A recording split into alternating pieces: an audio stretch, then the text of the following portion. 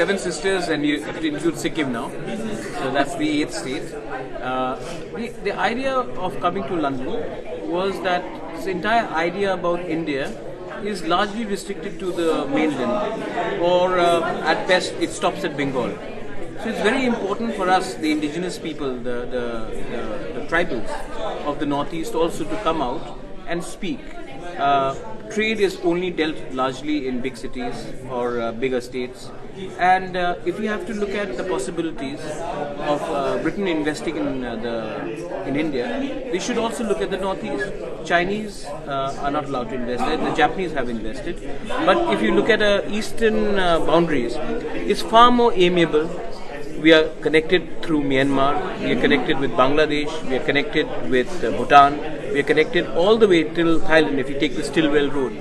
So if Britain needs to come in, then they should definitely look at sustainable tourism, green energy, they should look at education, and they should definitely look at healthcare. The British had an influence in the Northeast for a very long time, pre-independence, and even today most of the schools there which were open till Darjeeling have been actually opened up by the missionaries or the hospitals like the Welsh Mission, the Nazareth. So there is a connection, and that connection needs to now be expanded furthermore. Absolutely, and you did mention healthcare and green tech. The UK has a huge focus in these areas. They're looking at these collaborative partnerships with India. Again, it could be government to government or companies to companies.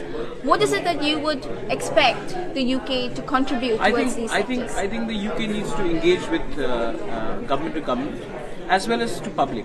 If they want to have a deeper root, then nothing like education and healthcare. That touches the lives. And if you look at the entire Northeast, we are very proficient in English, we are very proficient in the service sector, and that is where again the United Kingdom government should look at our youth as an avenue for further collaboration, whether it is in the service industry, whether it's in the nursing industry, and tourism. Tourism is something which the UK could also look at very strongly. I'm quickly going to bring this issue of regulation, because this is very important in establishing any relationship. It's also a red flag that has been raised here. 8 states in the Northeast. How easy it would be to regulate or bring a sort of a uniform regulation between these states? Are there a lot of differences, or is it also a part where you see a uniform regulation? Today, if someone is unwell in Tripura or in, let's say, Mizoram or Manipur, they end up going to Chennai, they end up going to Bangalore, they end up going to Delhi for treatment. So when it comes to healthcare, I don't think there will be any problem with regulations.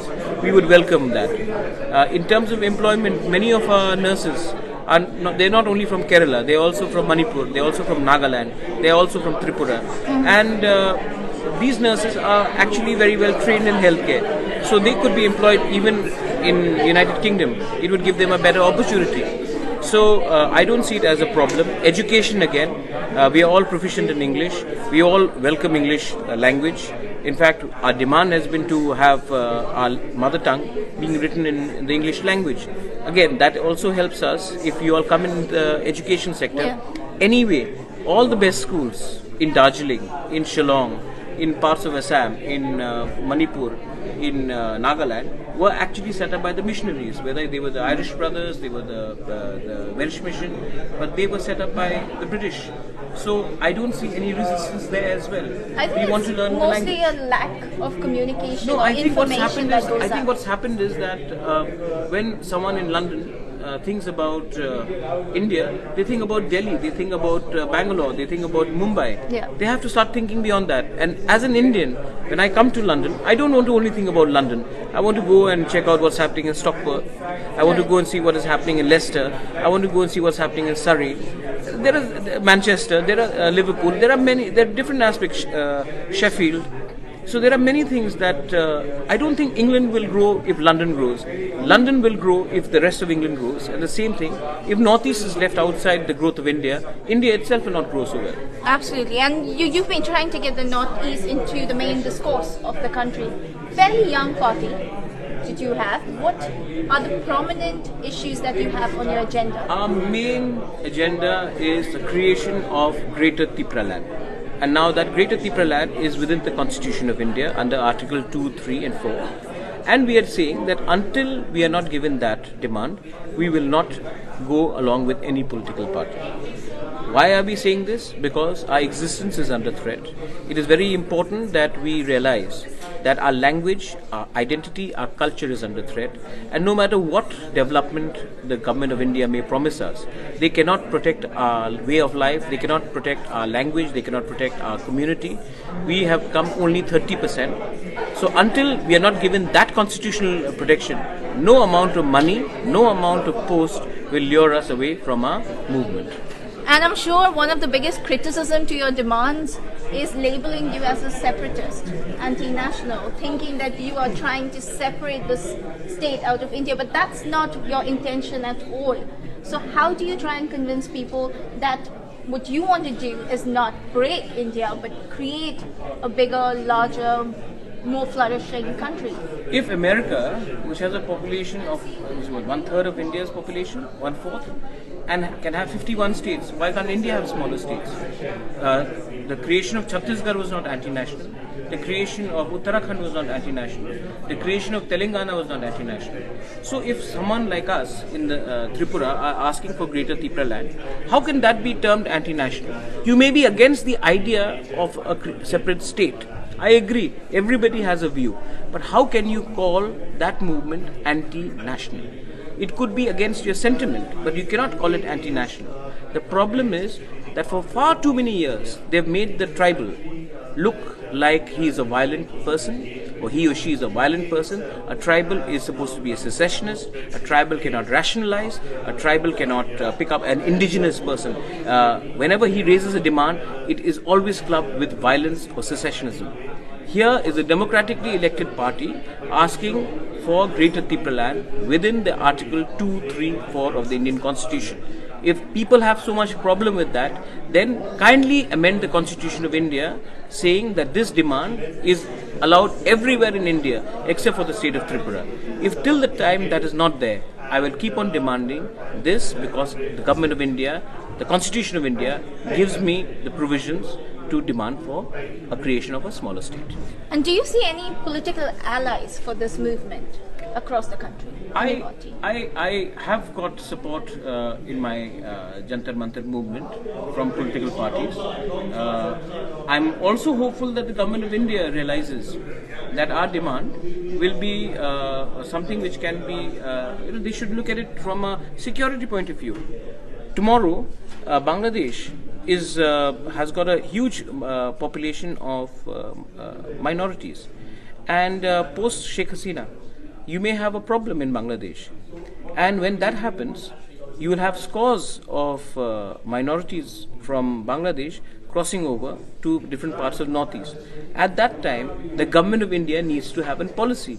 Otherwise, states like Tripura, Meghalaya, Assam, Manipur, Mizoram, Nagaland will not be able to contain this inflow of people who are obviously insecure. And then you will create internal strife. So the government of India should actually have a refugee policy. But they cannot allow people to keep on coming from across the border and becoming chief ministers, becoming chief justices, becoming MLAs and ministers. Then you are finishing an entire community which was in existence for 1,000 years. You cannot do that. If you want to rehabilitate people, please do it in equal numbers across the country. But 1 or 2 states, especially with small population, cannot absorb this influx anymore. The state might pitch the NRC-CAA as the solution to this. What are your views on that? Any identification of or law which actually discriminates people on the basis of religion is not acceptable to me. I have an NRC case in the Supreme Court. I have fought against CAA myself. It cannot be on the basis of religion. It has to be an illegal immigrant is an illegal immigrant, and if you want to rehabilitate them, please do so with the consent of the local population. It cannot be just because they belong to a certain religion, they will be rehabilitated. I think that is incorrect, and if the government of India wants to do something more to rehabilitate, especially the Hindu minorities from Bangladesh, they should do so in equal numbers across the country, and not in small states where they have already taken in 3 times over its population, like in our case. So this is criticism always exists that the Northeast does not get the platform to air its views. So I'm going to give you the last word here. Your message to the public on what you want, and this is reaching out across India. Take the platform and let them know what it is. We are proud Indians. We are proud Indians. We have fought for our country. We have fought for a country when, for decades, there would be bunds during Republic Day, during Independence Day. We have fought for our rights. We love our country. But the most important thing here is that if we demand something, kindly do not take it as anti-national. There have been elements which have actually picked up the gun and then made a demand, and the government of India has spoken to them. But to not speak to democratically elected people is a crime. We celebrate a democracy, so you should talk to people who are democratically elected. We love the idea of India. We are Indians. We are proud Indians. Make us, help us protect the boundaries of India. We'll do a far better job than anybody else, because we've lived in the land for centuries, and we'll do more to protect our land than any other forces which you may put there.